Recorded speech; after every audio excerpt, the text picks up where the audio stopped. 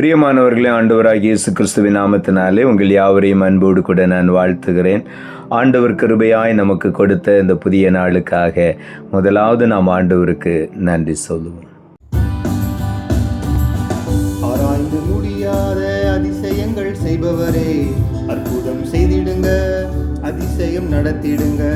ஆராய்ந்து முடியாத அதிசயங்கள் செய்பவரே, அற்புதம் செய்திடுங்க, அதிசயம் நடத்திடுங்க.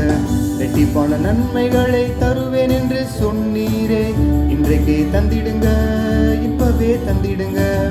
ரெட்டிப்பான நன்மைகளை தருவேன் என்று சொன்னீரே, இன்றைக்கே தந்திடுங்க, இப்பவே தந்திடுங்க. உம்மைத்தான் நான் நம்பியிருக்கேன், அற்புதங்கள் எனக்கு செய்யுங்கப்பா. உம்மைத்தான் நான் நம்பியிருக்கேன், அற்புதங்கள் எனக்கு செய்யுங்கப்பா. என் நம்பிக்கையே உமக்கு ஸ்தோத்திரம், என் புகலிடமே உமக்கு ஸ்தோத்திரம். என் நம்பிக்கையே உமக்கு ஸ்தோத்திரம், என் புகலிடமே உமக்கு ஸ்தோத்திரம்.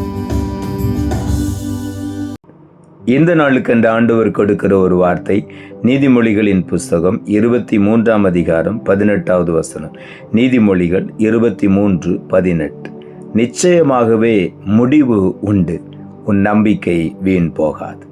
இந்த நாளிலே நாம் ஒவ்வொருவரையும் பார்த்து ஆண்டவருடைய வார்த்தை சொல்லுகிறது, நிச்சயமாகவே முடிவு உண்டு. நாம் ஆண்டவர் மேலே ஒரு முழு நம்பிக்கையாக இருக்கும் பொழுது காரியங்களை அவர் நன்மையாய் முடிய பண்ணுகிற தேவன். கர்த்தர் சகலத்தையும் நன்மைக்கென்று செய்கிற தேவன். அவரிடத்தில் அன்பு கூறுகிறவருடைய வாழ்க்கையில் எல்லாவற்றையுமே ஆண்டவர் நன்மையாக செய்து முடிப்பார். ஆகவே நமக்காக அவர் யாவற்றையும் செய்து முடிக்கிற தேவன். ஆகவே தான் வேதம் சொல்லுகிறது, நிச்சயமாகவே நாம் கர்த்தர் மேல் வைத்திருக்கிற நம்பிக்கையில் ஒரு முடிவு உண்டு. அந்த முடிவு சம்பூர்ணமாயிருக்கும், அந்த முடிவு ஆசீர்வாதமாயிருக்கும். அது அநேக நன்மைகளினாலே நம்மை நிறைவு செய்யக்கூடிய முடிவாய் இருக்கும் என்று ஆண்டவருடைய வார்த்தை சொல்லுகிறது. நிச்சயமாகவே ஒவ்வொரு நம்பிக்கைக்கும் ஒரு முடிவு உண்டு. அந்த நம்பிக்கை ஒரு நாளும் வீணாய் போகாது. யோபு புஸ்தகம் 8ஆம் அதிகாரம் 7வது வசனம் இப்படியாய் சொல்லுகிறது, உம்முடைய துவக்கம் அற்பமாயிருந்தாலும் உம்முடைய முடிவு சம்பூரணமாயிருக்கும் என்று இங்கே ஆண்டவருடைய வார்த்தை சொல்லுகிறது. அநேக நேரங்களிலே அற்பமாய் நாம் ஆரம்பிக்கிற சின்ன காரியம், ஒருவேளை ஒரு சின்ன தொழிலாக இருக்கலாம், ஒரு சின்ன வியாபாரமாக இருக்கலாம், எதுவாக இருந்தாலும் அற்பமாய் ஆரம்பிக்கிற சிறுமையான காரியங்கள் கர்த்தரை நம்பி கர்த்தர் மேல் நம்பிக்கை வைத்து அதை ஆரம்பிக்கும் பொழுது வேதம் சொல்லுகிறது, துவக்கம் அற்பமாய் இருக்கலாம், ஆனால் கர்த்தருடைய ஆசீர்வாதம் நம்முடைய வாழ்க்கையில் நம்முடைய ஒவ்வொரு செயல்களின் முடிவிலும் சம்பூரணமாய் இருக்கும் என்று வேதம் சொல்லுகிறது. நம்முடைய நம்பிக்கை ஒரு நாளும் வீணாய் போகாது.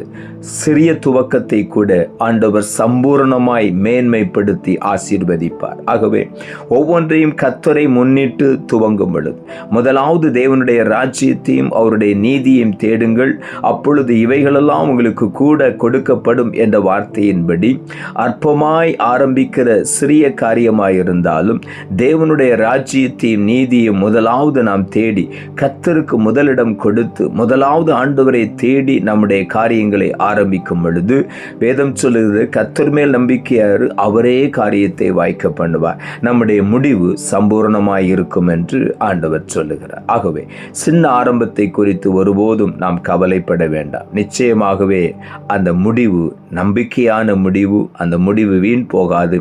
அது சம்பூர்ணமான ஆசீர்வாதத்தை நமக்கு கொண்டு வரும்.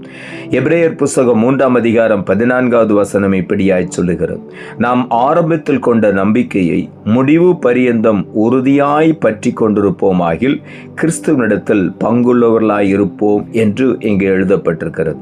ஆரம்பத்திலே நாம் ஆண்டவரை அறிந்த நாட்களிலே கொண்ட நம்பிக்கை, கர்த்தர் மேல் வைத்த நம்பிக்கை முடிவு பரியந்தம் உறுதியாய் இருக்குமானால் ஆண்டவரே நாம் முடிவு பரிந்து பற்றி கொண்டே இருப்போமாகில் என்ன பிரச்சனைகள் வந்தாலும், என்ன ஏற்றத்தாழ்வுகள் வந்தாலும், என்ன கூடுதல் குறைவுகள் வந்தாலும், என்ன சூழ்நிலைகள் மாறினாலும் கர்த்தரை நாம் உறுதியாய் பற்றி கொண்டிருப்போமாகில் நிச்சயமாகவே கிறிஸ்துவிடத்திலே பங்குள்ளவர்களாய் இருப்போம். ஆண்டவரிடத்திலே பங்குள்ளவர்களாய் இருக்கும் பொழுது அவர் நம்மை ஆசீர்வதித்து நம்மை சம்பூரணமாய் நிரப்பி ஆண்டவர் மகிமைப்படுத்துவார். சங்கீதங்களின் புஸ்தகம் 9ஆம் சங்கீதம் 18ஆம் வசனம் இப்படியாய் சொல்லுகிறது, எளியவன் என்றைக்கு மறக்கப்படுவதில்லை, சிறுமைப்பட்டவருடைய நம்பிக்கை ஒருபோதும் கெட்டு போவதில்லை என்று. இங்கே ஆண்டவருடைய வார்த்தை சொல்லுகிறது, எளியவன் என்றைக்குமே மறக்கப்படுவது இல்லை.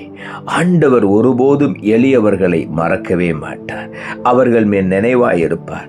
அவர்கள் சிறுமைப்பட்ட சூழ்நிலையில் இருக்கும் பொழுது கர்த்தரை நம்புகிற அந்த நம்பிக்கை ஒரு நாளும் அவர்களுடைய சிறுமையிலே அவர்களை வெட்கப்படுத்தாது. அந்த நம்பிக்கை கெட்டு போகாது.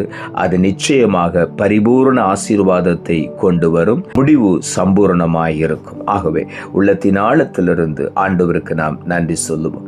ரோமர் புஸ்தகம் 12ஆம் அதிகாரம் 12ஆம் வசனம் இப்படியாய் சொல்லுகிறது, நம்பிக்கையிலே சந்தோஷமாயிருங்கள், உபத்திரவத்திலே பொறுமையாயிருங்கள், ஜெபத்திலே உறுதியாய் தரித்திருங்கள் என்று இங்கே ஆண்டவருடைய வார்த்தை சொல்லுகிறது.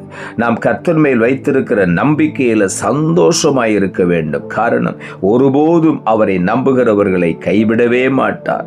ஆகவே கர்த்தர் மேல் நம்பிக்கை வைத்து விடுவோமானால் எந்த சூழ்நிலையிலும் நாம் சந்தோஷமாய் இருப்போம். காரணம், அவர் ஒருபோதும் நம்மை வெட்கப்படுத்துகிற ஒரு தேவன் அல்ல. உபத்திரவ காலங்களிலே நாம் பொறுமையாய் காத்திருக்கும் பொழுது முழுமையான முடிவை, சம்பூர்ணமான முடிவை நாம் பெற்றுக்கொள்வோம்.